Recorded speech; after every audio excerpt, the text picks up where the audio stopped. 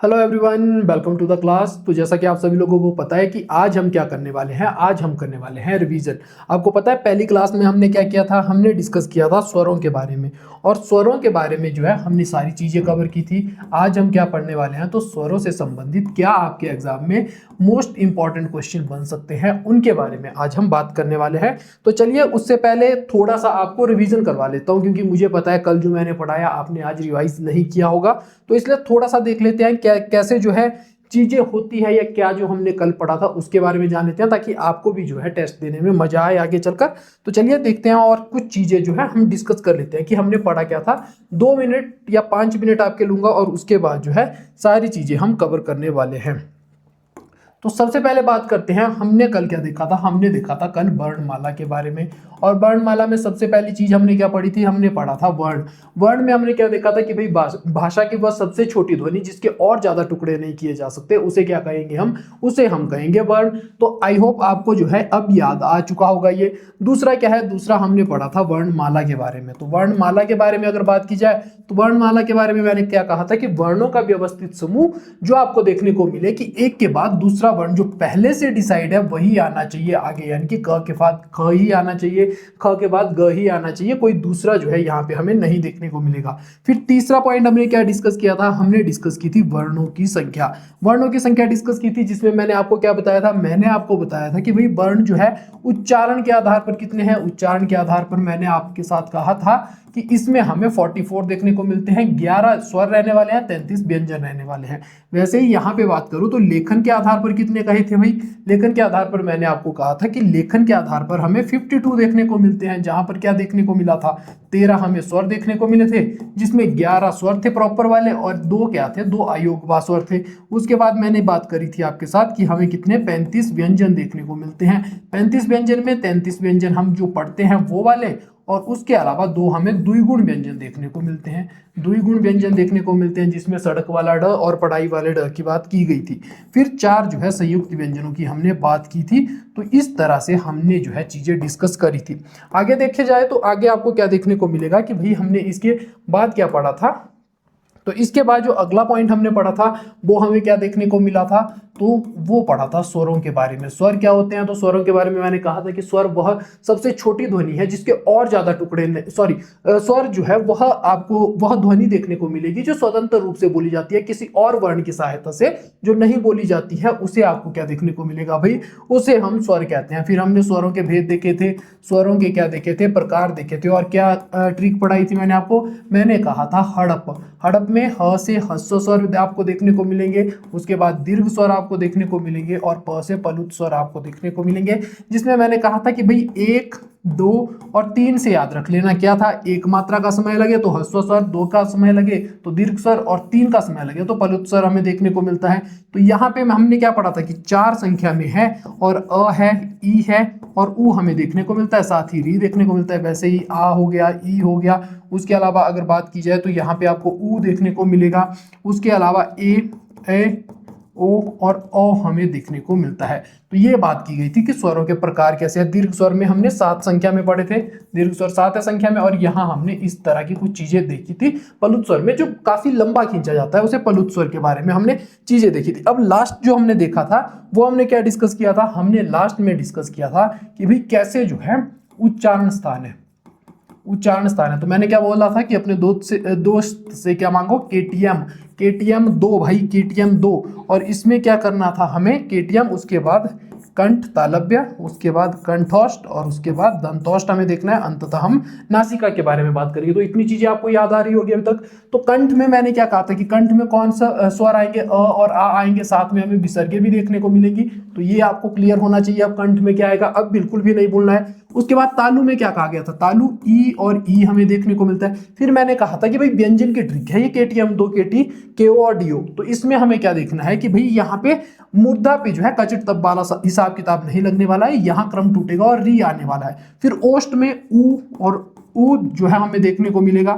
फिर कंठ तालव्य में क्या रहने वाला है, तो कंठ तालव्य में आपको क्या देखने को मिलेगा, कंठ तालव्य में आपको देखने को मिलेगा यहाँ पे ए और ए के बारे में, और फिर हमें ओ और औ के बारे में देखने को मिलेगा। और अनुस्वार कहाँ रहने वाला है, अंग में रहने वाला है, अंग में जो है अनुस्वार रहने वाला है। तो ये इस तरह की बातें हमने यहाँ पे की थी। अनुस्वार जो है यहाँ पे रहेगा, अनुस्वार यहाँ पे रहने वाला है, तो ये आपको नोट करना है।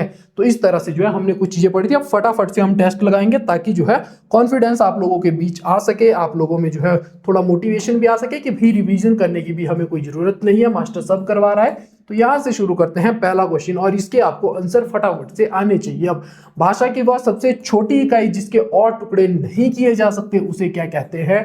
तो आपको बताना है, क्या उसे शब्द कहते हैं, क्या उसे वाक्य कहते हैं, क्या उसे वर्ण कहते हैं, या उसे पद कहा जाता है? तो आपको देखने को मिलेगा कि भाषा की वह सबसे छोटी ध्वनि जिसके और टुकड़े नहीं किए जा सकते हैं उसे क्या कहा जाता है? उसे कहा जाता है वर्ण।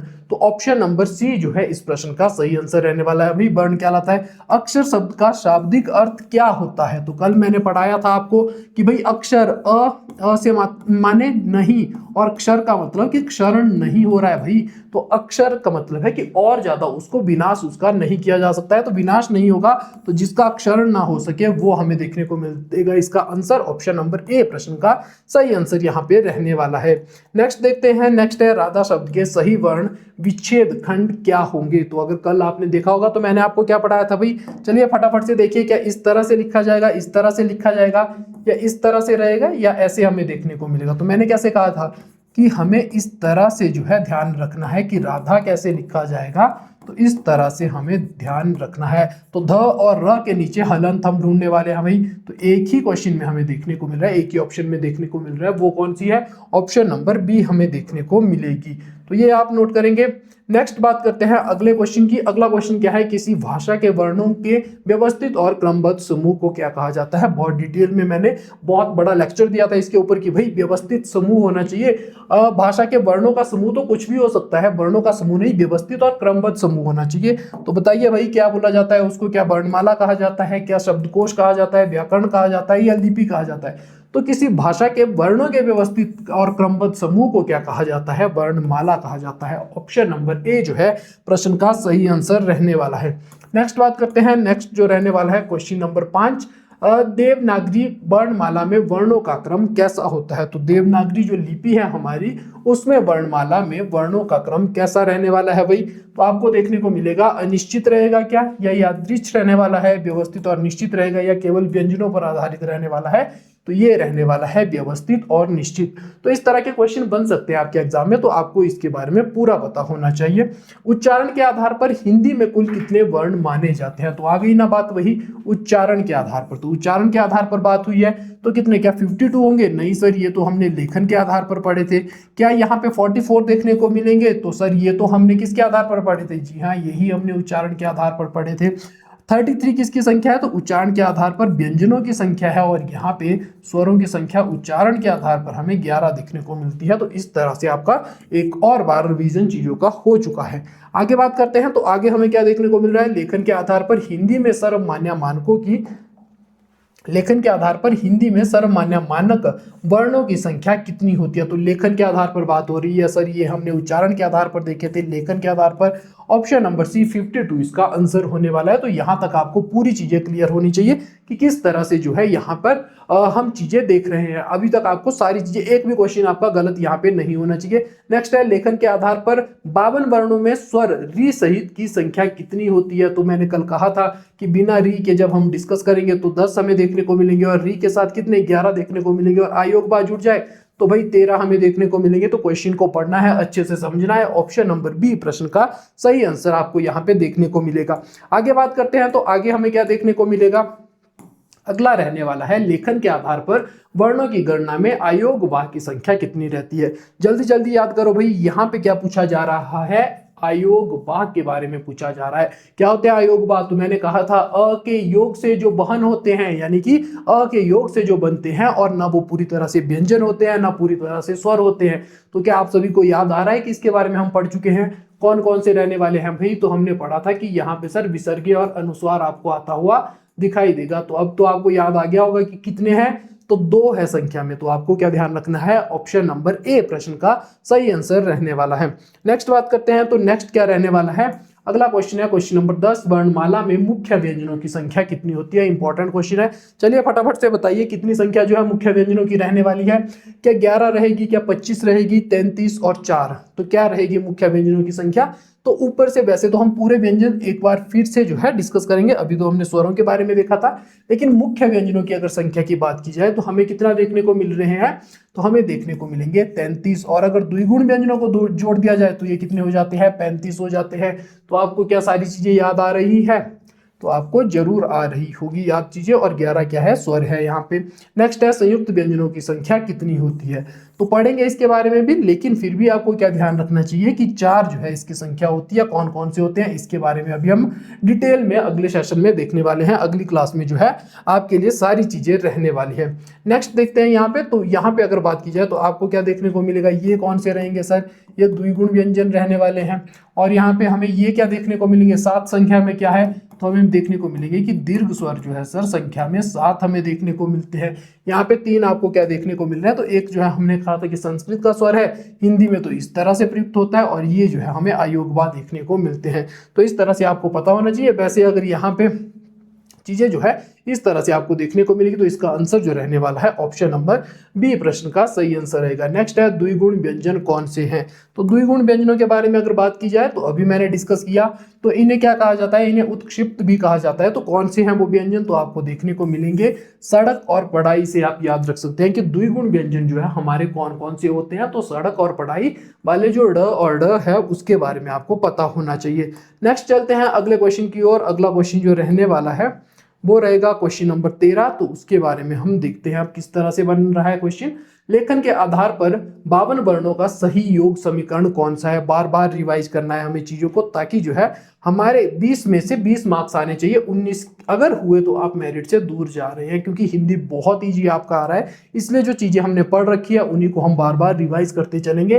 तो यहाँ पे क्या देखने को मिल रहा है कि लेखन के आधार पर 52 वर्णों का सही योग समीकरण कौन सा होने वाला है। तो बताइए कौन सा रहेगा भाई। 52 वर्ण हमें टोटल करने होंगे, तो क्या 13 स्वर 33 व्यंजन और 6 संयुक्त व्यंजन होंगे, या 10 स्वर 35 व्यंजन और 7 दीर्घ जो है आपको देखने को मिलेंगे, दीर्घ स्वर आपको देखने को मिलेंगे। क्या उस तरह से 52 होंगे, तो जी नहीं सर, हमें 11 स्वर 2 आयुग्मा 33 व्यंजन 4 संयुक्त व्यंजन और 2 जो है द्विगुण व्यंजन हमें देखने को मिलते हैं। तब जाकर कितने हो रहे हैं, 52 होते हुए आपको तब दिखाई देंगे। तो ऑप्शन नंबर बी यहाँ पर प्रश्न का सही आंसर रहने वाला है।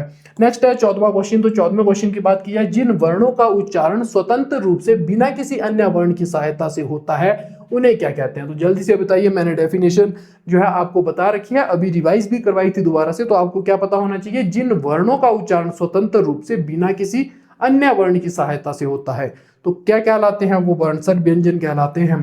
पर सर ने तो व्यंजन में बताया था कि भाई व्यंजन कैसे कहलाएंगे, क्योंकि व्यंजन के लिए तो स्वरों की सहायता चाहिए होती है, वो स्वतंत्र रूप से बोले ही नहीं जा सकते।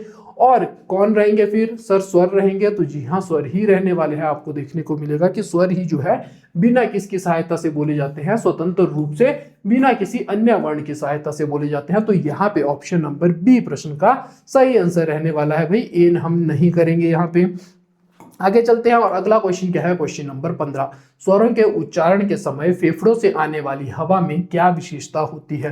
तो चलिए जल्दी से बताइए कि स्वरों के उच्चारण के समय फेफड़ों से आने वाली हवा में क्या विशेषता होती है। मुंह में रुकावट के साथ निकलती है, बिना किसी रुकावट के साथ निकलती है, केवल नाक से निकलती है, या होंठ पूरी तरह से बंद रहते हैं। तो आपको बताना है भाई क्या विशेषता रहेगी स्वरों के बारे में। तो मैंने कहा था कि स्वर जो है स्वतंत्र रूप से बिना किसी वर्ण की सहायता से बोले जाते हैं, लेकिन उसके बाद मैंने एक और लाइन आपको पढ़ाई थी, वहां पे हमें क्या देखने को मिला था कि भाई बिना किसी रुकावट के ये जो है हमें फेफड़ों से जो ध्वनि उत्पन्न होती हुई दिखाई देती है, वो आपको देखने को मिलेगा कि आपके जो हवा है फेफड़ों से आती हुई वो बिना किसी रुकावट के क्या होता है, वो बाहर निकल जाती है, तब जाकर जो है स्वर ध्वनि उत्पन्न होती है। तो आपको क्या ध्यान रखना है, ऑप्शन नंबर बी के बारे में आपको यहाँ पे पता होना चाहिए। नेक्स्ट बात करते हैं क्वेश्चन नंबर 16। निम्नलिखित में से कौन सा वर्ण स्वर नहीं है। तो देखते हैं कौन सा जो है भाई स्वर यहाँ पे नहीं देखने को मिल रहा है। तो स्वर नहीं है, उच्चारण के आधार पर अगर लिखा जाए यहाँ पे तो ज्यादा सही रहेगा। तो उच्चारण के आधार पर क्या री नहीं है, क्या आपको अ देखने को नहीं मिल रहा, ई देखने को नहीं मिल रहा, या अंगा देखने को नहीं मिल रहा, तो हम क्या बात करेंगे सर आयोग बा में कौन आ रहा है, अंगा आ रहा है, तो यहाँ पे हमें क्या देखने को मिलेगा, ऑप्शन नंबर सी प्रश्न का सही आंसर रहने वाला है। तो यहाँ पे अगर हम उच्चारण के आधार पे देखेंगे तो 11 रहेंगे, और लेखन के आधार पर मैंने आपको बताया अभी कि कितने रहने वाले हैं सर 13, और वहां पे हम आयोग बा को ऐड करने वाले हैं, तो आपको ये चीज यहाँ पे पता होनी चाहिए। चलिए अगले क्वेश्चन की ओर बढ़ते हैं और देखते हैं नेक्स्ट क्या रहने वाला है। नेक्स्ट है अंगा और आह को व्याकरण में क्या कहा जाता है, तो क्या कहा जाता है भाई, तो हम बात करेंगे पहला क्या है, द्विगुण व्यंजन कहा जाता है। क्या द्विगुण व्यंजन कहा जाता है, तो हमने तो सर वहां पे पढ़ाई और सड़क जैसी चीजें देखी थी, तो क्या ये आंसर होगा, जी नहीं, बिल्कुल भी ये आंसर नहीं होगा। क्या इन्हें पलुत स्वर कहा जाता है, तो सर उसमें तो 3 ध्वनियां या 3 जो है मात्राओं का समय पढ़ने में लगना चाहिए, लेकिन इसमें तो इतना समय नहीं लग रहा है, ये तो कुछ अ के साथ जो है आगे बढ़ते हुए हमें दिखाई दे रहे हैं, तो क्या ये संयुक्त स्वर है, तो संयुक्त स्वर भी नहीं हो सकते सर, तो आपको क्या देखने को मिलेंगे, ये रहने वाले हैं आयोग बाह, ऑप्शन नंबर बी जो है प्रश्न का सही आंसर होगा। जो अ के योग से वहन हो रहे हैं, जिन अ के योग से आगे चलते जा रहे हैं, उन्हें हमें क्या देखने को मिलेगा, उन्हें हम कहते हैं आयोग बाह। नेक्स्ट है अंग और आ को आयोग बाह क्यों कहा जाता है, तो क्यों कहा जाता है भाई, क्योंकि ये केवल व्यंजनों के बाद आते हैं। क्या ये केवल व्यंजनों के बाद आते हैं, तो जी नहीं सर, व्यंजनों से तो ये पहले हमें देखने को मिलते हैं, क्योंकि इनका कोई योग नहीं होता है, तो ऐसी कोई बात हमने नहीं पढ़ी है। क्योंकि ये केवल संस्कृत में प्रयुक्त होते हैं, तो जी हमने तो सिर्फ री के बारे में ऐसा देखा था कि वो सिर्फ जो है संस्कृत की जो एक तरह से वर्णमाला है उसमें प्रयुक्त होता हुआ, या संस्कृत का वो वर्ण रहने वाला है, क्योंकि ये अ के योग से वाहन या चलते होते हैं।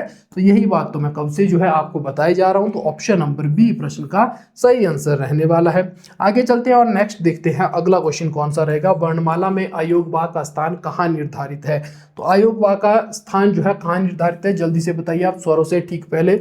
तो क्या भाई हम अंग आ से जो है जो हमारी वर्णमाला है उसको शुरू करते हैं, पहले अंग आ फिर अनार आ आम, तो वैसे चलता है, तो जी नहीं, ये हमें कहाँ देखने को मिलते हैं, स्वरों के बाद देखने को मिलते हैं, और व्यंजन से जो है यानी कि क ख ग से पहले हमें क्या देखने को मिलते हैं, आयोग बा देखने को मिलते हैं, अंग और आह हमें यहाँ पे देखने को मिलता है। तो स्वरों से ठीक पहले, व्यंजनों के ठीक बाद, स्वरों के ठीक बाद और व्यंजनों से ठीक पहले, ऑप्शन नंबर सी प्रश्न का सही आंसर होगा। तो आई होप आपको चीजें जो है अच्छे से क्लियर होती आ रही होंगी, और आप जो है आपका ये टॉपिक अच्छे से पूरी तरह से जो है कवर आपको होता हुआ दिखाई दे रहा होगा। नेक्स्ट है उच्चारण में लगने वाले समय मात्रा के आधार पर स्वर कितने प्रकार के होते हैं, तो भाई उच्चारण में लगने वाले समय के आधार पर या मात्राओं के बेस पे अगर देखा जाए, तो मैंने आपको स्वरों के कितने भेद पढ़ाए थे, 3 पढ़ाए थे सर, आपने तो ट्रिक भी बताई थी, ट्रिक का नाम था हड़प, जिसमें मैंने कहा था कि भाई ह्रस्व स्वर के लिए क्या लगेगा, ह्रस्व स्वर के लिए 1 मात्रा का समय लगेगा, ड से हमने क्या याद किया था, हमने दीर्घ स्वर याद किया था, इसमें कितना समय लगेगा, 2 मात्राओं का, और यहाँ पे हमने पलुत के बारे में बात की थी, यानी कि 3 मात्राओं का समय लगने वाला है। तो भाई हमने पूरा सारी की सारी चीजें कल क्लास में पढ़ रखी है, तो आपको क्या ध्यान रखना है, उच्चारण में लगने वाले समय के आधार पर स्वर कितने प्रकार के रहने वाले हैं, तो जल्दी याद कीजिए कितने प्रकार के हैं, ऑप्शन नंबर बी इसका आंसर रहने वाला है, 3 प्रकार के रहने वाले हैं जी, ऑप्शन नंबर बी इसका आंसर होगा। नेक्स्ट देखते हैं अगला क्वेश्चन, जिन स्वरों के उच्चारण में सबसे कम या 1 मात्रा का समय लगता है उन्हें क्या कहते हैं, तो अभी मैंने फिर से जो है आप याद कर सकते हैं कैसे, तो हड़प के माध्यम से, तो लिखिए हड़प और नीचे 1 2 3, तो ह के नीचे 1 मात्रा का समय की बात हो रही है, तो क्या देखने को मिलेगा भाई, इसे हम ह्रस्व स्वर कहेंगे। ह्रस्व स्वर कौन से स्वर होते हैं, जिनको बोलने में कितना समय लगता है, तो जिनको बोलने में जो है 1 मात्रा का समय लगता है वो हमें ह्रस्व स्वर देखने को मिलते हैं। और यहाँ पे क्या देखने को मिलेगा हमें कि कौन कौन से रहने वाले हैं, तो अ हमें देखने को मिलेगा, ई हमें देखने को मिलेगा, और ऊ जो है हमें देखने को यहाँ पे मिलने वाला है। फिर दीर्घ स्वर की बात करते हैं सर, हमने यहाँ पे री भी नोट कीजिएगा, 4 रहेंगे ये, री के बारे में नोट कीजिएगा, और ये कितने संख्या में 7 है। पलुत स्वर के बारे में भी हमने चीजें डिस्कस कर रखी है कि 3 तिगुना जो है ह्रस्व से इनको समय लगने वाला है। हिंदी में ह्रस्व स्वरों की कुल संख्या कितनी होती है, तो बताइए भाई हिंदी में ह्रस्व स्वरों की संख्या कितनी रहने वाली है, तो हिंदी में ह्रस्व स्वरों की संख्या अभी हमने डिस्कस किया 4 रहेगी, ऑप्शन नंबर बी प्रश्न का सही आंसर रहने वाला है। तो अब आपको क्या क्लियर होता जा रहा है, बताइए 7 किसकी संख्या रहने वाली है और 11 जो है किसकी संख्या होगी, तो आपको हिंदी वर्णमाला में ये चीजें मुझे बतानी है कि क्या क्या जो है 7 किसकी संख्या होगी और 11 जो है किसकी संख्या रहने वाली है। निम्नलिखित में से कौन सा ह्रस्व स्वर का समूह है, तो चलिए ढूंढते हैं ह्रस्व स्वर के बारे में कि कौन सा समूह रह सकता है। आ ई उ ए, क्या ये है, जी नहीं, क्या ये हमें देखने को मिलेगा, क्या ये रहने वाला है? जी नहीं, हमें देखने को मिलेगा। अभी तो सर आपने जो है डिस्कस हमारे साथ किया, ऑप्शन नंबर बी प्रश्न का सही आंसर रहने वाला है। नेक्स्ट है, जिन स्वरों के उच्चारण में ह्रस्व स्वरों से दुगुना समय लगता है उन्हें क्या कहते हैं? तो आपको बताना है कि भाई जिन स्वरों के उच्चारण में ह्रस्व से दुगुना समय लग रहा है उनको हम क्या कहने वाले हैं? तो चलिए फटाफट से बताइए, दुगुना समय जब लगता है तो उन स्वरों को हम क्या कहते हैं? तो अब तक आपको चीजें याद आ चुकी होगी कि सर उनको हम क्या कहते हैं? पुलुत स्वर कहते हैं। क्यों, सही बोल रहा हूं ना मैं? जी नहीं, यहाँ पे हमें क्या देखने को मिलेगा? दीर्घ स्वर कहते हैं। दुगुना समय की बात हो रही है। फिर ट्रिक याद करेंगे हम, हड़प 1, 2 और 3। तो आपको क्या देखने को मिलेगा कि बात किसकी हो रही है? दीर्घ स्वर की बात हो रही है, मतलब दो मात्राओं का समय या ह्रस्व से दुगने समय की बात हो रही है। तो यहाँ पे आपको क्या क्लियर होना चाहिए? ऑप्शन नंबर बी प्रश्न का सही आंसर आपको देखने को मिलेगा। तो ऑप्शन नंबर बी आपको ध्यान रखना है। आगे बात करते हैं 25वें क्वेश्चन की, दीर्घ स्वरों की कुल संख्या कितनी होती है? तो यहाँ पे क्या बात करने को आपको देखने को मिलेगा कि दीर्घ स्वरों की कुल संख्या कितनी होती है? तो दीर्घ स्वर क्या होते हैं? अभी तक आपको पूरी तरह से डेफिनेशन आ चुकी होगी। बताइए कितनी संख्या रहने वाली है? 4, 7, 11 और 2। तो दीर्घ स्वरों की जो संख्या रहेगी वो 7 रहने वाली है, ऑप्शन नंबर बी। आगे चलते हैं, अगला जो क्वेश्चन रहने वाला है वो है क्वेश्चन नंबर 26। निम्नलिखित में से कौन सा स्वर दीर्घ स्वर नहीं है? फटाफट से सोचिए कौन सा जो है दीर्घ स्वर नहीं है और कौन सा दीर्घ स्वर है, उसके बारे में आपको मुझे बताना है। तो दीर्घ स्वर हमने क्या पढ़ा? तो फिर से याद कीजिए, 7 हमने दीर्घ स्वर पढ़े थे, जिसमें कौन कौन से पढ़े थे? जो बड़ी मात्राओं के साथ शुरू होते हैं या किसी के जो है कॉम्बिनेशन से बने हो, वो हमें देखने को मिले थे सर। तो यहाँ पे क्या देखने को मिल रहा है? निम्नलिखित में से कौन सा स्वर जो है दीर्घ स्वर होने वाला है? तो दीर्घ स्वर कौन सा होगा? क्या ई होगा, क्या ओ होगा, क्या ए होगा? तो कौन सा देखने को मिलेगा? जी नहीं सर, ये जो है री हमें क्या देखने को मिल रहा है? ह्रस्व स्वर। बाकी 7 का हमें पता नहीं है, लेकिन 4 हमें पूरी तरह से याद हो चुके हैं ह्रस्व स्वर वाले। अ, ई, उ, सॉरी यहाँ पे ऊ कीजिएगा, और यहाँ पे हमें कौन सा देखने को मिलेगा? री देखने को मिल रहा है। ये 4 हमें पूरी तरह से याद है सर, बाकी आप खुद सोच लीजिए। आगे चलते हैं, अगला कौन सा 27वां क्वेश्चन रहने वाला है। जिन स्वरों के उच्चारण में ह्रस्व स्वर से तिगुना समय लगता है उन्हें हम क्या कहते हैं? उन्हें सर हम कहते हैं द्विगुण स्वर। तो आप सभी को याद आ रहा होगा सर, हम उन्हें क्या कहेंगे? द्विगुण स्वर कहने वाले हैं। तो सर अगर उन्हें द्विगुण स्वर कहा जाता है तो फिर अयोगवा किसे कहा जाता है? अयोगवा नहीं कहा जाता 3 गुना, जो ह्रस्व स्वर से 3 गुना समय लेते हैं। जी नहीं सर, अयोगवा भी उन्हें नहीं कहा जाता है, उन्हें क्या कहा जाता है? प्लुत स्वर कहा जाता है। तो हमने क्या पढ़ा था? हमने कल देखा था किसके बारे में? तो मैंने बात की थी सुनो। तो जब लंबा खींचा जाएगा स्वर तो आपको क्या देखने को मिलेगा? ये जो है आपको क्या देखने को मिल रहा है? प्लुत स्वर के रूप में चीजें देखने को मिलेंगी। आगे बात करते हैं, अगला क्वेश्चन क्या रहने वाला है? तो अगला क्वेश्चन रहेगा, नाटकों के संवादों में या किसी को दूर से पुकारने के लिए किस स्वर का प्रयोग किया जाता है? बहुत अच्छा क्वेश्चन है ये। आपको देखने को मिलेगा कि कौन सा जो है वो स्वर रहने वाला है। तो कौन रहेगा? ह्रस्व स्वर रहेगा। जी नहीं सर, एक मात्रा का समय लगता है। तो ये जो है किसी तरह से खींचने वाली बात नहीं हो रही। दूर से कैसे पुकारेंगे व्यक्ति को? क्या दीर्घ स्वर रहेगा? तो दीर्घ स्वर भी हमें 2 मात्राओं का समय। मैंने कब कहा था कि जब हम क्या पढ़ेंगे? जब मैंने कहा था आपके साथ कि अगर हम राम बोलेंगे तो उस समय हमें देखने को मिलेगा, या जब हम ओम बोलेंगे, ओम में हमें ये देखने को मिलेगा, जब हम राम बोलेंगे तो हमें ये देखने को मिलेगा। तो ये किसी को बुलाने के लिए, जो दूर से जो है पुकारने के लिए इस तरह के स्वरों का प्रयोग किया जाता है। तो वो कौन से रहेंगे? प्लुत स्वर रहने वाले हैं। ऑप्शन नंबर सी प्रश्न का सही आंसर रहेगा भाई। नेक्स्ट बात करते हैं, प्लुत स्वर को दर्शाने के लिए सामान्यतः किस चिन्ह का प्रयोग किया जाता है? चलिए फटाफट से बताइए, प्लुत स्वर को दर्शाने के लिए कौन सा चिन्ह जो है प्रयोग किया जाता है? तो हम बताएंगे किसके बारे में? हम बताएंगे सर हलंत का प्रयोग किया जाता है। हलंत का प्रयोग किया जाता है। जी हाँ सर, हमने पढ़ा था हलंत का प्रयोग किया जाएगा। पर हलंत का प्रयोग आपने यहाँ थोड़ी ना देखा था। मैंने कहा था कि भाई जब व्यंजन को किसकी सहायता के लिए, किसकी सहायता, जब हम वर्ण की सहायता देखेंगे, स्वर की सहायता प्रदान करेंगे, उस समय हम व्यंजन को क्या करेंगे? तो हम व्यंजन के हलंत, यहाँ पे हमने चीजें डिस्कस की थी। तो सर उसको अनुस्वार बोलते होंगे पक्का। तो अनुस्वार तो हमने अंग में देखा था। फिर क्या बोलते होंगे सर? विसर्गे बोलते होंगे। विसर्गे तो हमने यहाँ देखे थे भाई। तो फिर क्या रहेगा? फिर रहा ये वाला। तो हमें जो है यहाँ पे देखने को मिल रहा है कि प्लुत स्वर को कैसे दर्शाया जाता है, किन चिन्हों से दर्शाया जाता है। तो हमने इसके बारे में बात की है। आगे चलते हैं, ओम शब्द में किस प्रकार का स्वर है? बेहतरीन क्वेश्चन है। तो चलिए बताइए फटाफट से भाई, कौन सा जो है स्वर यहाँ पे मिलने वाला है? तो क्या ह्रस्व स्वर यहाँ पे रहेगा, क्या दीर्घ स्वर यहाँ पे रहने वाला है, प्लुत स्वर या अयोगवा स्वर? तो बताइए फटाफट कौन सा स्वर यहाँ पे आपको देखने को मिलेगा? तो हमें सर यहाँ पे क्वेश्चन नंबर 30 में जो है हमें ह्रस्व स्वर देखने को मिल रहा है, लेकिन ह्रस्व स्वर में इस तरह के चिन्हों का तो प्रयोग हमने पढ़ा नहीं है। तो ये क्या रहने वाला है सर? फिर ये दीर्घ स्वर रहेगा। क्या ये दीर्घ स्वर रहेगा वाकई में? तो दीर्घ स्वर भी ये नहीं रहने वाला है। हमने क्या देखा था, दीर्घ स्वर 7 होते हैं और कौन कौन से होते हैं, तो फटाफट से रिवाइज करते चलिएगा इन चीजों को भी। तो ये जो है भाई हमें क्या देखने को मिल रहे हैं, दीर्घ स्वर देखने को मिल रहे हैं। फिर सर पक्का ये प्लुत स्वर होंगे, तो जी हाँ, ये प्लुत स्वर ही आपको ओम में देखने को मिलेगा कि इस जो चिन्ह का है ये स्वर कौन सा है, ये प्लुत स्वर रहने वाला है। आगे चलते हैं, आगे आपको क्या देखने को मिल रहा है, अ और आ स्वरों का उच्चारण स्थान क्या है? तो चलिए अपनी केटीएम निकालते हैं, जो कि हमने कहा से, दोस्त से लिया उधारी पे। तो देखते हैं केटीएम में, केटीएम में मैंने क्या कहा था कि भाई व्यंजन की ट्रिक है, लेकिन किसमें, स्वरों में भी लगती है। तो केटीएम 2, केटीएम 2 से हमें क्या पता लग रहा है, केटीएम में हमने कंठ में क्या देखा था सर, अ और आ हमने देखा था।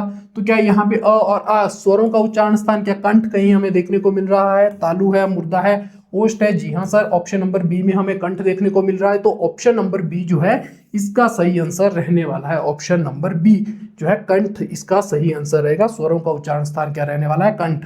नेक्स्ट है तालु। तो ई और ई स्वरों का उच्चारण स्थान कौन सा रहेगा भाई? तो आपको देखने को मिलेगा कि ई और ई, तो कल मैंने बात की थी कि यहाँ पे हमें तालु बोलते समय भी मैंने आपके साथ चीजें डिस्कस की थी कि जब हम बोलते हैं तभी पता चल जाता है। जैसे अ की आवाज आपको देखने को मिलेगी, कंठ का प्रयोग हो रहा है, लेकिन टी में आपको देखने को मिलेगा कि जो वायु है वो कहाँ पे टकरा रही है, तो जो हमारे मुख का ऊपरी भाग है उसके पीछे वाले हिस्से में टकरा रही है, जहां पे हमें तालु देखने को मिल रहा है। फिर आगे हमें मुर्दा देखने को मिलेगा, तो मुर्दा में हम क्या बात करेंगे भाई, री के बारे में बात करेंगे। क्या आपको ट्रिक याद आ रही है? तो फटाफट से केटीएम 2 वाली ट्रिक जो है हम यहाँ पे यूज करने वाले हैं। ऑप्शन नंबर बी प्रश्न का सही आंसर रहेगा यहाँ पर। नेक्स्ट है क्वेश्चन नंबर 33, री स्वर का उच्चारण स्थान क्या है? तो चलिए फटाफट से बताइए री स्वर का उच्चारण स्थान क्या है? सर क्या हो सकता है, मुर्दा, ओष्ठ, कंठ और तालु, कौन सा इसका आंसर रहने वाला है? फटाफट से आप बताएंगे। तो इसका जो आंसर रहेगा ऑप्शन नंबर ए प्रश्न का सही आंसर रहने वाला है, मुर्दा। अभी मैंने बात की केटीएम, केटीएम। तो यहाँ पे के में हमने क्या पढ़ा, अ और आ के बारे में पढ़ा। उसके बाद टी में हमने क्या पढ़ा, यानी कि तालु से हमने कौन सी ध्वनि देखी थी भाई उत्पन्न होती हुई, तो ई और ई स्वर देखे थे। फिर मुर्दा से कौन सी, री वाली बात हमने की थी। तो ये हमें देखने को मिलेगा। केटीएम वाली ट्रिक आपको याद होनी चाहिए, क्योंकि यहाँ पे तो आपने अभी अभी ताजा ताजा आपके दिमाग में है, लेकिन एग्जाम हॉल में जब आप बैठोगे, प्रेशर रहेगा, तो ट्रिक्स ही आपके काफी ज्यादा काम आने वाली है। तो ये आप नोट कीजिएगा यहाँ पर।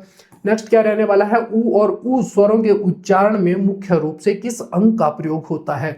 तो भाई बताइए कौन से जो है ऊ और ऊ में कौन से स्वरों के उच्चारण का, जब हम इन स्वरों का उच्चारण करते हैं, इन स्वरों को उच्चारित करते हैं, तो उस समय जो मुख्य रूप से जो अंग का प्रयोग होता है, मुख्य कौन से अंग का प्रयोग होता है? तो हमें कौन सा देखने को मिल रहा है, क्या जीभ रहेगा, क्या ओष्ठ रहेगा, तालु और कंठ, कौन सा रहने वाला है? तो फटाफट से फिर ट्रिक पे चलेंगे। केटीएम हमने लिख लिया है, अब हम लिखेंगे 2, डी और ओ के बारे में। तो क्या डी में आता हुआ आपको दिखाई देगा? जी सर, दंत में ही हमें ऊ और ऊ देखने को मिलता है। तो जी नहीं, दंत में नहीं रहेगा। ये कहाँ देखने को मिलेगा? ओष्ठ में। आप खुद देख सकते हैं, ऊ और ऊ की आवाज जो है आपको ओष्ठ में जो है मूवमेंट होती हुई दिखाई देगी। तो वहां पे क्या रहने वाला है? होंठ, यानी कि ऑप्शन नंबर बी प्रश्न का सही आंसर रहेगा। नेक्स्ट आगे चलते हैं, तो आगे आपको क्या देखने को मिलेगा? ए और ए स्वरों का उच्चारण स्थान कंठ तालु क्यों माना जाता है? तो चलिए बताते हैं कि ए और ए का जो स्वरों का उच्चारण स्थान है, उसमें कंठ तालु को ही क्यों माना जाता है कि भाई इनके उच्चारण में प्रयोग हो रहे हैं। तो आपको क्या देखने को मिलेगा? क्योंकि ये कंठ से शुरू होकर होंठों पर समाप्त होते हैं। तो भाई अगर ये होता ऑप्शन के थ्रू, अगर आप आंसर करने की कोशिश करें, तो ये होता, तो यहाँ पे क्या होता? कंठोष्ठ होता, फिर ओष्ठ लगा होता यहाँ पे। तो क्या ऐसा है? तो जी नहीं, तो ऑप्शन 1 को हम एलिमिनेट करने वाले हैं। फिर देखते हैं, क्योंकि ए जो ए है, जो अ है वो कंठ से और ई है तालु से के मेल से बना होता है, इसलिए हमें कंठ तालु से देखने को मिलता है। सर ये तो लग रहा है ये हो सकता है, लेकिन आगे के ऑप्शन देख लेते हैं। क्योंकि ये केवल तालु से बोले जाते हैं, तो फिर कंठ यहाँ पे क्या कर रहा है? तो गलत कीजिए इसको, क्योंकि ये त्रिमात्रिक स्वर है, तो इसको भी गलत कीजिए। आपको ये त्रिमात्रिक स्वर नहीं देखने को मिल रहे हैं, बल्कि ये क्या है, इसमें आपको देखने को मिलेगा कि जो ए है ये कैसे बना हुआ है? तो आपको देखने को मिलेगा अ प्लस ई के योग से ये बना हुआ है। तो ये कहाँ से भाई? ये कंठ से उच्चारित होता है, और ई जो है हमने अभी पढ़ा जस्ट तालु में याद आ रहा होगा KTM 2 में, आ के में और टी में आपको ई देखने को मिलेगा। एम कहाँ रहेगा भाई, री में। तो आपको याद आ रहा होगा कि अ कंठ है और ई क्या है, तालु है। तो इस तरह से ऑप्शन नंबर बी इस प्रश्न का सही आंसर रहने वाला है। नेक्स्ट बात करते हैं आगे। तो आगे हमें क्या देखने को मिल रहा है, आगे हम बात करते हैं ओ और औ स्वरों का सही उच्चारण स्थान क्या है। तो यहाँ पे बात करते हैं कंठ तालु, कंठोष्ठ और केवल मूर्धा, केवल ओष्ठ। तो भाई ये तो नहीं हो सकता, हमने जो है संयुक्त रूप से चीजें देखी थी। तो क्या रह सकता है, कंठ या तालु और कंठोष्ठ में। तो देखिए ओ और औ की बात कीजिए तो कौन सा देखने को मिल रहा है, कंठोष्ठ देखने को मिल रहा है, क्योंकि ओष्ठ का प्रयोग यहाँ पे होता हुआ हमें देखने को मिल रहा है। जस्ट अ सेकेंड, चलिए आगे बात करते हैं। आगे जो रहने वाला है, अगला क्वेश्चन है 37। निम्नलिखित में से कौन सा जोड़ा उच्चारण स्थान की दृष्टि से सही सुमेलित नहीं है। तो देखिए यहाँ पे KTM 2 आपके काम आने वाली है भाई। दोस्त से जो KTM हमने उधार ली थी वो यहाँ पर हमारे काम आने वाली है। निम्नलिखित में से कौन सा जोड़ा उच्चारण स्थान की दृष्टि से जो है सही सुमेलित नहीं है। आ कंठ रहेगा, उ मूर्धा रहने वाला है, ए कंठ तालु रहेगा और ई तालु रहने वाला है।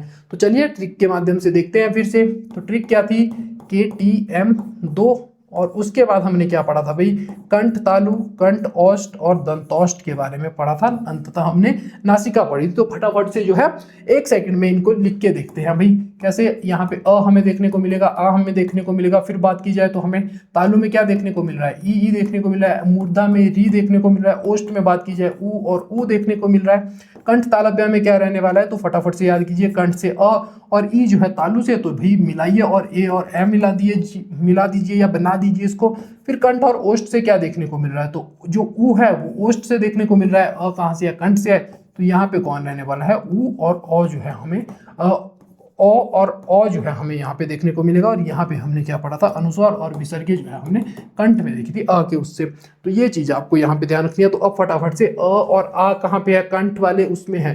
तो देखिए कंठ में क्या रहने वाला है, जी हाँ बिल्कुल सही है ये चीज आपको पता लग रही होगी अभी तक। फिर ई और ई तालु, तो यहाँ पे आप देख पा रहे होंगे कि हाँ भाई तालु से जो है ई और ई का उच्चारण होता है। फिर उ और उ, तो यहाँ गड़बड़ है सारी, क्योंकि उ और उ आप देख पा रहे होंगे कि कहाँ, ओष्ठ से रहने वाला है। तो आपको क्या ध्यान रखना है कि मूर्धा से क्या रहेगा भाई, री रहने वाला है। तो री जो है आपको मूर्धा से देखने को यहाँ पे मिलेगा। तो क्या रहने वाला है भाई, यहाँ पे री रहेगा मूर्धा से। और ए और ए, तो ये तो हमें कंठ और तालु में देखने को मिल ही रहा है। तो इसको आप ध्यान रखेंगे कि 3 सही है, लेकिन क्वेश्चन में पूछा गया है सही नहीं है। क्वेश्चन पूरा पढ़ना है आपको। तो यहाँ पे कौन सा रहने वाला है, ऑप्शन नंबर सी प्रश्न का सही आंसर रहेगा। नेक्स्ट बात करते हैं। तो आगे हमें क्या देखने को मिल रहा है, आगे है जिस स्वर को खींचकर लंबा बोला जाए, जैसे सुनो, उसमें कौन सा स्वर निहित होता है। तो अब आपको कोई दिक्कत इसमें नहीं होनी चाहिए। उसमें सर ह्रस्व स्वर निहित होता है, ह्रस्व स्वर, लेकिन ये तो सर खींचा जा रहा है। तो इसमें तो एक मात्रा का समय बिल्कुल भी जो है एक मात्रा के समय जैसी कोई चीज दिख नहीं रही। यहाँ पे अनुस्वार हो सकता है सर, यहाँ पे संयुक्त व्यंजन हो सकता है, जी नहीं, यहाँ पे आंसर जो है ऑप्शन नंबर ए प्लुत स्वर हमें देखने को मिलेगा। तो ये आपको ध्यान यहाँ पे रखना है। और आज का जो हमारा लास्ट जो क्वेश्चन रहने वाला है आपके टेस्ट का, उसके बारे में देख लेते हैं। फिर हम जो है शब्दावली हम अपनी जो कंटिन्यूएशन में देखेंगे, ताकि हमारी जो शब्दावली है उस पर अच्छी कमांड हो सके। ये तो सबको ही आते होंगे। तो सबसे पहले बात करते हैं क्वेश्चन नंबर 40 की। उच्चारण के आधार पर कुल 44 वर्णों का विभाजन किस प्रकार है।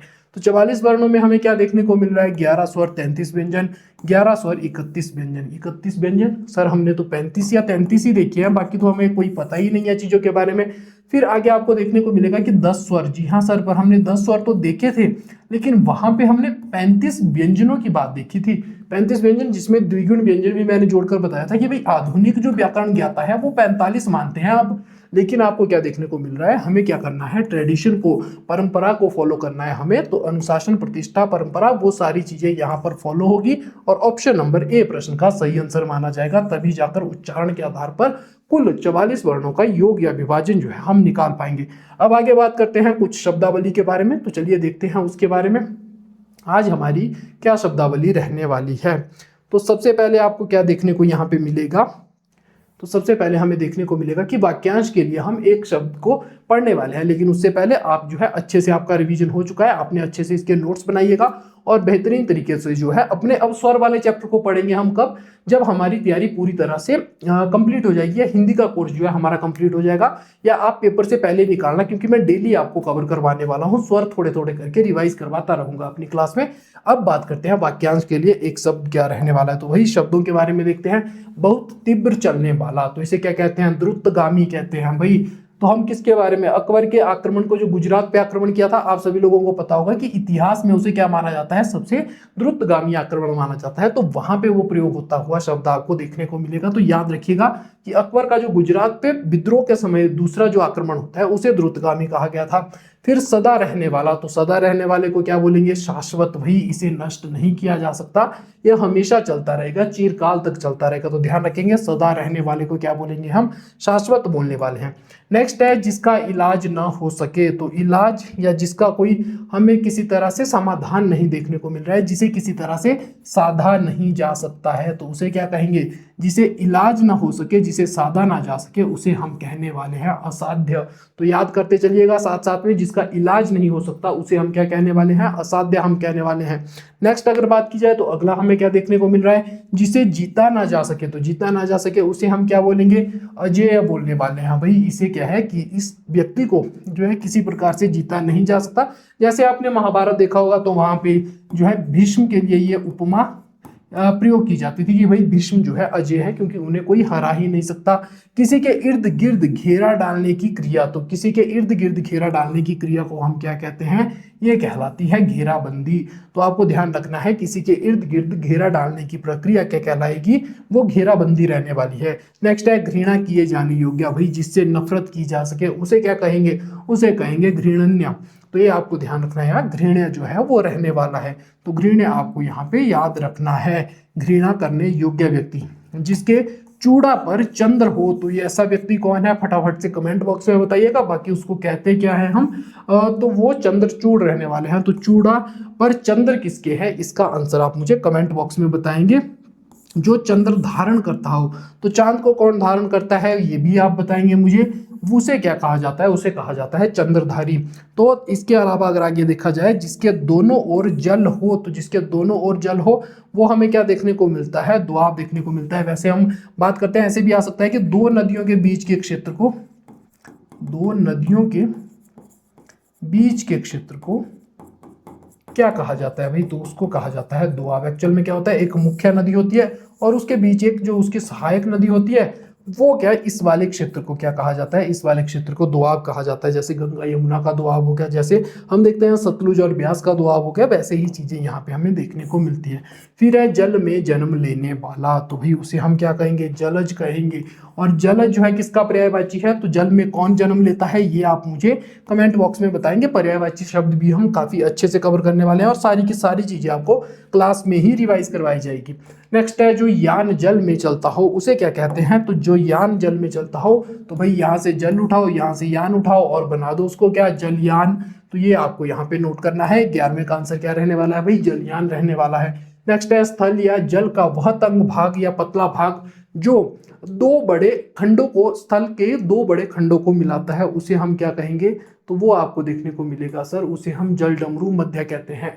तो क्या बात रही यहाँ पे, स्थल या जल का वह तंग भाग जो स्थल के दो बड़े खंडों को मिलाता है, उसे हम क्या कहेंगे, जल डमरू भी कहते हैं। वैसे तो आपको देखने को मिलेगा जल डमरू मध्य या स्थल डमरू मध्य भी रहेगा, लेकिन जो है जो आपको ऑप्शन में देखने को मिले तो वो उस तरह से आपको आंसर इसका करना है। कांटेदार झाड़ियों का समूह क्या होता है, तो हम बड़ी अपनी लोकल लैंग्वेज में भी कहते हैं कि झाड़ झंखाड़, क्या झाड़ झंखाड़ पड़ा हुआ है, तो वही जो है आपको यहाँ पे इसका आंसर देखने को मिलेगा। वर्षा सहित तेज हवा, तो वर्षा सहित जब तेज हवा, तो एक साइंस का चैप्टर आपने पढ़ा होगा 7वीं 8वीं में जिसका नाम था झंझावात, तो वही यहाँ पे आपको यूज करना है। वही झंझावात एक टॉपिक आपने पढ़ा होगा साइंस में, वही आपको यहाँ पे देखने को मिलेगा कि वर्षा सहित तेज हवा हो रही है। तो यहाँ पे क्या देखने को मिल रहा है हमें उसका आंसर, तो वो रहने वाला है झंझावात। युद्ध के उपयुक्त, तो युद्ध के उपयुक्त क्या है, इसका आंसर रहने वाला है समरोचित। तो ये हमें देखने को मिलेगा, समर माने संग्राम, संग्राम। तो यहाँ पे आप देख पा रहे होंगे कि कैसे बना है, समर और उचित में हमें ये देखने को मिल रहा है। तो यहाँ पे क्या है, समर में जो उचित हो, तो यही तो पूछा है कि युद्ध के समय जो उपयुक्त है वही है भाई समरोचित, तो ये आपको यहाँ पे नोट करना है। नेक्स्ट है समर्पण करने वाला। समर्पण करने वाले को क्या बोलेंगे, समर्थक बोलेंगे, कि आपकी बात को पूरी तरह से जैसे आपके विचार है उन्हीं का वो पालन कर रहा है या उन्हीं के अकॉर्डिंग वो अपना जीवन जीता हुआ आपको दिखाई देगा। जो समान उम्र का हो, समान उम्र का क्या हो, समवयस्क उसे कहेंगे हम। तो सम माने समान और वयस्क माने उम्र दराज, जिसकी बात हम कर रहे हैं वो। वैसे तो वयस्क जो है किसी अडल्ट को बोला जाता है, लेकिन यहाँ पे समवयस्क आपको ध्यान रखना है कि समान उम्र वाले को कहेंगे।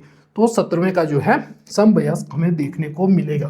फिर बात करते हैं बाईं ओर घूमना। बाईं ओर घूमना क्या है, बाईं ओर को क्या बोलेंगे हम, तो आपको देखने को मिलेगा रीजनिंग में एक बहुत अच्छा शब्द आपके लिए यूज किया जाएगा कि भाई वामाव्रत। वामाव्रत शब्द आप किसके लिए, बाईं ओर के लिए, बाईं ओर के लिए जो है याद रखने वाले हैं। बाईं ओर के लिए क्या बोला जाता है, वामाव्रत बोला जाता है। तो ये आप नोट कीजिएगा। गृह निर्माण संबंधी विज्ञान को क्या बोलते हैं, गृह निर्माण संबंधी विज्ञान को बोला जाता है वास्तु विज्ञान। तो ये भी नोट कीजिएगा, वास्तु विज्ञान। नेक्स्ट है किसी आए हुए व्यक्ति का सम्मान। तो किसी आए हुए व्यक्ति का सम्मान करना क्या कहलाता है, तो सुस्वागतम आपको देखने को मिलेगा। हम स्वागत कर रहे हैं भाई, किसी व्यक्ति का कोई आ रहा है तो उसका हम सम्मान कर रहे हैं, तो उससे क्या कहेंगे, स्वागत हम कहने वाले हैं। एक समारोह में किसी का औपचारिक रूप से सम्मान करना क्या होगा, तो एक तो वही है कि भाई हम जो है एक तरह से अनौपचारिक रूप से जो है कोई व्यक्ति या कोई अतिथि आपके घर पर आ रहा है, लेकिन कोई चीफ गेस्ट जब आपके स्कूल में आ रहा होगा तो उसे क्या कहेंगे, अभिनंदन। तो आपको देखने को मिलेगा उसे अभिनंदन कहेंगे। ऑप्शन नंबर नहीं, अभिनंदन आपको यहाँ पे देखने को मिलेगा। किसी कार्य को करने का प्रार्थी या युक्त आग्रह जो है क्या हमें देखने को मिलेगा, किसी कार्य को करने की प्रार्थना अगर की जाती है या आग्रह किया जाता है तो उसे क्या कहते हैं, अनुरोध। हम देखेंगे कि अनुरोध उसे कहा जाता है।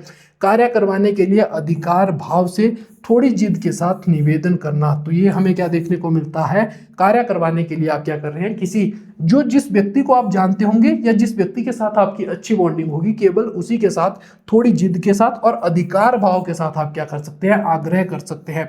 वैसे तो निवेदन होगा कि भाई आप क्या कर रहे हैं, किसी से कार्य करवाने के लिए थोड़ा फॉर्मली अगर आप बोलेंगे तो आपको निवेदन होता हुआ वो दिखाई देगा। तो इस तरह से आपको ध्यान रखना है कि उसे आग्रह कहते हैं। और जीवन की पूरी आयु अवधि को हम क्या कहेंगे, पूरी अवधि को हम क्या कहेंगे, आयु कहेंगे। तो ये भी आपको नोट यहाँ पे करना है, इंपॉर्टेंट रहने वाले हैं। एक बार फटाफट से रिवीजन करते हैं अभी तक हमने क्या पढ़ा और उसके बाद जो है अगले शब्दों की ओर बढ़ेंगे। बहुत तीव्र चलने वाला, द्रुतगामी हमने पढ़ा। सदा रहने वाला शाश्वत हो गया। जिसका इलाज ना हो सके, ये मैंने कहा था साध्य रहेगा। जिसे जीता ना जा सके, अजय रहने वाला है। भीष्म का मैंने उदाहरण दिया था। किसी के इर्द गिर्द घेरा डालने की क्रिया, फटाफट से याद कीजिए, घेराबंदी आपने पढ़ा था कि नहीं।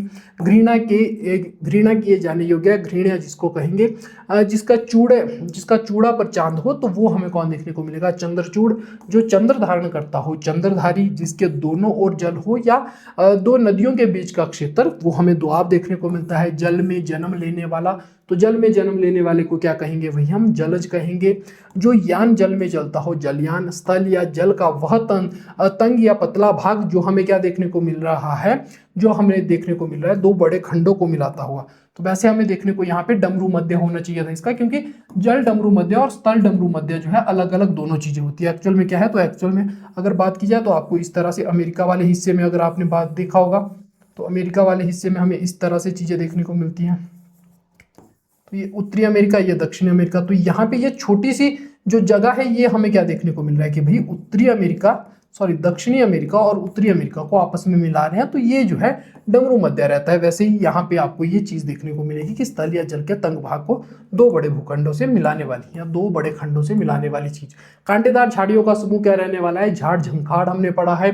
फिर वर्षा सहित तेज हवा, फटाफट याद कीजिए क्या था, वो झंझावात था। नेक्स्ट है युद्ध में उपयुक्त, तो समरोचित, और समर प्लस उचित के उससे देखा था हमने, समर्पण करने वाला समर्थक रहेगा। जो समान उम्र का हो उसे क्या हम कहने वाले हैं, समवयस्क हम कहेंगे। नेक्स्ट है बाईं ओर घूमना, बाईं ओर यानी कि वामाव्रत जो हमने बात की थी। नेक्स्ट है गृह निर्माण संबंधी विज्ञान, वास्तु विज्ञान इसे कहेंगे। किसी आए हुए व्यक्ति का सम्मान करना, स्वागत। एक समारोह में किसी का औपचारिक रूप से सम्मान करना, वो क्या रहेगा, उसे कहेंगे हम अभिनंदन। किसी कार्य को करने का प्रार्थी या युक्त आग्रह क्या रहने वाला है, भाई अनुरोध रहेगा। और कार्य करवाने के लिए अधिकार भाव से थोड़ी जिद के साथ निवेदन करना, उसे हम क्या कहेंगे, फटाफट से याद कीजिए, आग्रह हमने पढ़ा था। जीवन की पूरी अवधि क्या कहलाती है, आयु कहलाती है। तो उम्र या आयु हमें वो देखने को मिलती है। नेक्स्ट कौन सा रहने वाला है, चलिए आगे देखते हैं। आगे रहेगा किसी वस्तु को प्राप्त करने की साधारण चाह। तो किसी वस्तु को प्राप्त करने की जो साधारण चाह रहती है उसे क्या कहेंगे हम? उसे कहेंगे हम इच्छा। तो ध्यान रखिएगा क्या कहने वाले हैं भाई, हम उसे कहेंगे इच्छा। नेक्स्ट है अच्छे भाव या कामना। अच्छे भाव की कामना, किसी विषय की प्राप्ति की इच्छा, उसे हम कहते हैं कामना। नेक्स्ट है दूसरों की उन्नति को न देख सकना, ये क्या होगा भाई? ईर्ष्या इसे कहेंगे हम। तो ईर्ष्या आप ध्यान रखेंगे। और हो सकता है शुद्ध वर्तनी में अगर आपसे पूछा जाए तो शुद्ध वर्तनी में आपको ये ध्यान रखना है कि ईर्ष्या कैसे लिखा जाता है, आपको कंफ्यूज यहाँ पे किया जा सकता है। जो जांच या परीक्षा करने में बहुत कठिन हो, अग्नि परीक्षा। और आपको कौन याद आ रहा होगा? आपको याद आ रही होगी माता सीता अग्नि परीक्षा के उससे। किसी के दुख से दुखी होकर उस पर दया करना, तो बहुत इंपॉर्टेंट, ये भी आपको देखने को मिलेगा। इसे क्या कहते हैं भाई? इसे कहते हैं अनुकंपा। तो क्या रहेगा ये? अनुकंपा आपको देखने को मिलेगा। जब हम समानार्थक शब्द देखेंगे तो देखेंगे बहुत सारे जो है शब्द आपको सिमिलर देखने को मिलेंगे, एक एक को समझते हुए चलेंगे उसमें। दूसरे की हत्या करने वाला, दूसरे की हत्या करने वाला कौन रहने वाला है भाई? कातिल या हत्यारा, इसे हम कहेंगे हत्यारा जो है कहने वाले हैं। तो तीसरे का ये आंसर रहने वाला है। नेक्स्ट अगर बात की जाए तो जो दुख या भय से पीड़ित हो, तो जो दुख या भय से पीड़ित हो उसे हम क्या कहेंगे? उसे हम यहाँ पे कहेंगे भयभीत।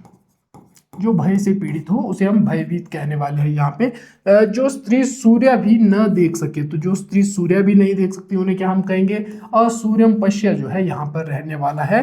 तो जो स्त्री सूर्य को नहीं देख सकती है उन्हें हम क्या कहेंगे? असूर्यम पश्य जो है रहने वाला है। जो देखा नहीं जा सकता, तो जो देखा नहीं जा सकता वो क्या रहने वाला है? वो अदृश्य या अदृष्ट हमने देखा था। तो यहाँ पे जो है आपको अदृश्य याद रखना है। अति वर्षा होना, अति वर्षा होना कल भी हम पढ़ चुके हैं। वैसे यहाँ पे अतिवृष्टि हमें देखने को मिलेगा। जिसका निवारण न किया जा सके, तो भाई जिसका कोई निवारण ही नहीं है, जिसका कोई समाधान ही नहीं है, उसे हम क्या कहेंगे? उसे हम कहने वाले हैं अनिवार्य। ऊपर हमने इलाज के संबंध में देखा था और यहाँ हमने जो है निवारण के संबंध में देखा। तो यहाँ पे अनिवार्य इसका आंसर रहने वाला है। तो शब्दावली पकड़ते हुए चलिएगा, अच्छे से दिमाग में बिठाते हुए चीजों को चलिएगा। जिसकी चिंता नहीं हो सकती, तो वो क्या देखने को मिल रहा है? अचिंतनीय हमें देखने को मिल रहा है। जो आगे की बात सोचता हो, जो दूर की सोचे, उसे हमने दूरदर्शी देखा था। और यहाँ पे आपको क्या देखने को मिलेगा? अग्रसोची हमें देखने को मिलेगा। तो ये आपको यहाँ पे नोट करना है। जिसके पार ना देखा जा सके, जिसके पार ना देखा जा सके वो क्या रहने वाला है? अपारदर्शक रहने वाला है। नोट कीजिएगा इसे भी। जिसके माँ बाप ना हो, तो उसे हमने कल क्या कहा था? कल मैंने आपके साथ एक शब्द डिस्कस किया था नाथ और अ के बारे में, और साथ में ही हमने डिस्कस किया था स और नाथ के बारे में। तो क्या रहेगा भाई? जिसके माँ बाप का, जिसके सिर पर हाथ नहीं होता उसे क्या कहते हैं? अनाथ कहते हैं। नेक्स्ट चलते हैं आगे, देखते हैं आगे क्या रहने वाला है। जिसका ईश्वर में विश्वास हो, तो ईश्वर में जिसका विश्वास होता है उसे क्या कहते हैं? आस्तिक हम कहते हैं। और जिसका विश्वास नहीं होता उसे हम नास्तिक कहते हैं। जिसका जन्म पहले हुआ हो, यानी कि अग्रज की बात हो रही है। और पांडवों में अग्रज कौन थे? युधिष्ठिर के बारे में हमने पढ़ा था। तो ये भी आपको पता होना चाहिए कि युधिष्ठिर जो है अग्रज थे। जिसका जन्म पीछे हुआ हो, तो पीछे हमें कौन देखने को मिलेंगे? अनुज देखने को मिलेंगे। और जो बाकी चार बच गए वो युधिष्ठिर के क्या रहने वाले हैं? अनुज रहने वाले हैं। जिसमें कौन कौन आते हैं वो आप मुझे कमेंट करके बता दीजिएगा।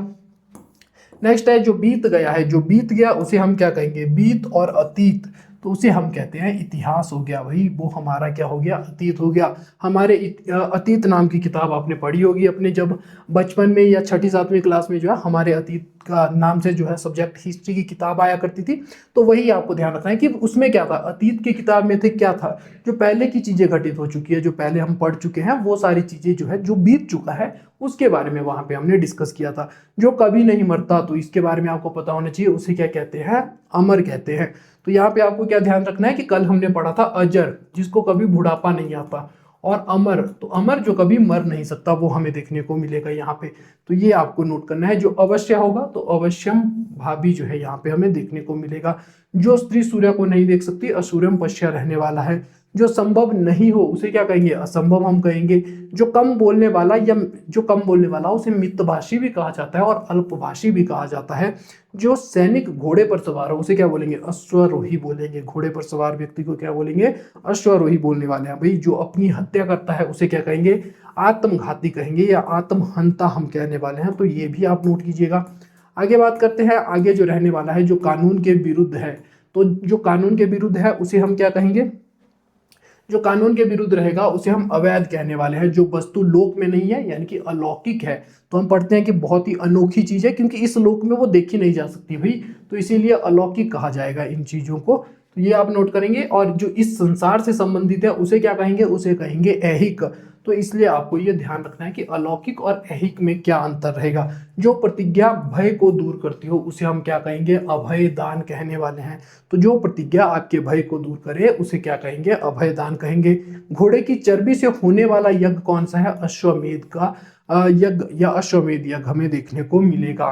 तो आपको पता होगा भगवान राम और जो हमने पढ़े थे लव और कुश की कहानी, आपने जो है देखा होगा अपने बचपन में रामायण। तो उस समय में जब पिता और पुत्र के युद्ध आपस में लगते हैं तो इसी के पीछे की यही कहानी थी। अश्वमेध में जो घोड़ा छोड़ा गया था सिर से पैर तक, तो इसे क्या कहेंगे, आपाद मस्तक कहने वाले हैं। हाँ भाई, सिर से लेकर कहाँ तक, पैर तक यहाँ पर बात हो रही है। पीछे पीछे चलने वाला, इसे क्या कहेंगे, अनुगामी। तो आप किसी को फॉलो करते हैं तो आप क्या हुए भाई, आप उनके पद चिन्हों पर चल रहे हैं, आप उनके अनुगामी हो गए।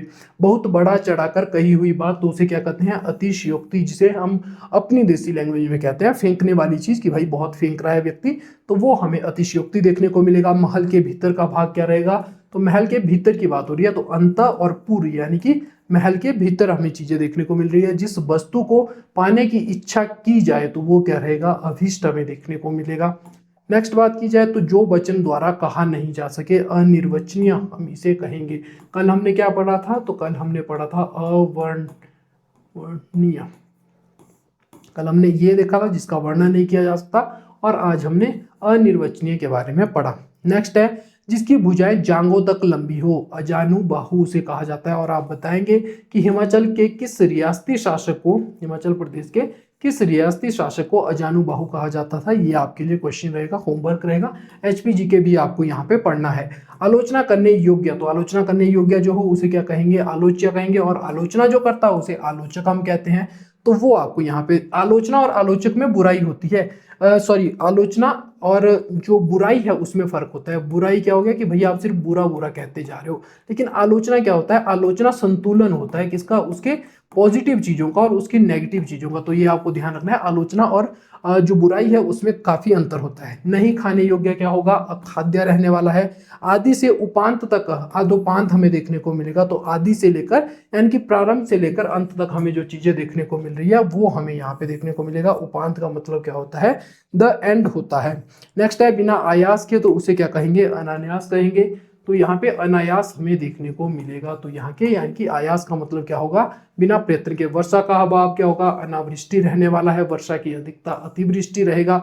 जो पुस्तकों की समीक्षा करता हो उसे आलोचक हम कहते हैं। तो ऊपर हमने देखा कि पुस्तकों की समीक्षा प्लस आलोचना जो करता हो, आलोचना मतलब जो संतुलन बना के रखता हो, किसी एक पक्ष की ओर झुकाव उसका नहीं देखने को मिलता है, वो आपको यहाँ पे नोट करना है। जो अनिश्चित जीविका पर निर्भर करता हो उसे क्या कहेंगे, आकाश वृत्ति हम कहने वाले हैं। जिसकी आशा ना की गई हो उसे हम क्या कहते हैं, अप्रत्याशित। भाई ये कभी सोचा ही नहीं था हमने। जिसका मन अपने काम में नहीं लगता तो उसे क्या कहेंगे, अन्यमनस्क हम कहेंगे।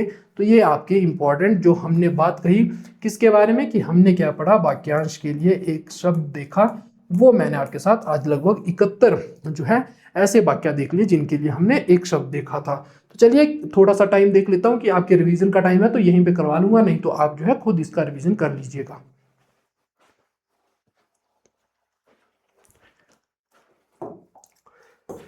तो चलिए फटाफट से देख लेते हैं हमने जो है कहां तक रिवाइज कर लिया था। 24 तक हमने कर लिया था। अब देखते हैं 25 के बाद। किसी वस्तु को प्राप्त करने की साधारण चाह क्या कहलाती है, इच्छा कहलाती है। आपको अब क्या करना है, फटाफट से रिवाइज करना है। इस साइड में खड़ा हो जाता हूं ताकि आप सोच सके खुद। अच्छे भाव की कामना या किसी विषय की प्राप्ति की इच्छा क्या कहलाता है, कामना कहलाता है। दूसरे की उन्नति को न देखा जा सकना ईर्ष्या कहलाएगा। जो जांच या परीक्षा करने में बहुत कठिन हो, तो बताइए जो जांच या परीक्षा करने में बहुत कठिन होता है उसे हम क्या कहते हैं, तो उसे कहेंगे अग्नि परीक्षा। नेक्स्ट है किसी के दुख से दुखी होकर उस पर दया करना क्या कहलाएगा, अनुकंपा कहलाएगा। और ये हम पढ़ चुके हैं, अनुकंपा आपको देखने को मिलेगा।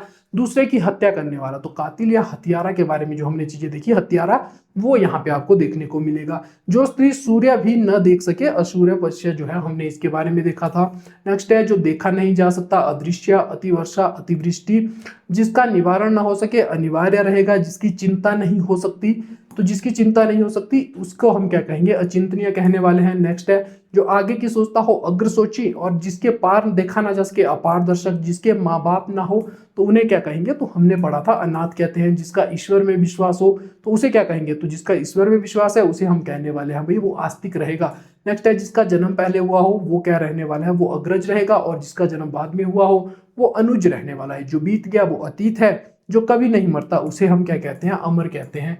नेक्स्ट है जो अवश्य होगा अवश्यम भावी, और यहाँ पे जो स्त्री सूर्य को नहीं देख सकती हम कंप्लीट कर चुके, कवर कर चुके हैं। जो संभव नहीं है असंभव, जो कम बोलने वाला हो मितभाषी या अल्पभाषी, आपको ध्यान रखना है। और जो सैनिक घोड़े पर सवार है उसे अश्वरोही कहते हैं। नेक्स्ट है जो अपनी हत्या करता है तो उसे आत्महंता कहते हैं, आत्मघाती कहते हैं। नेक्स्ट है वाक्यांश के लिए एक शब्द जो कानून के विरुद्ध हो उसे क्या हम कहेंगे, अवैध कहेंगे। तो अवैध आपको यहाँ पे देखने को मिलेगा। जो वस्तु लोक में नहीं है, तो जो वस्तु इस लोक में नहीं है अभी वो अलौकिक है, तो यहाँ पे हमें देखने को मिलेगा अलौकिक। और जो इस संसार से संबंधित चीज होगी उसे ऐहिक कहते हैं।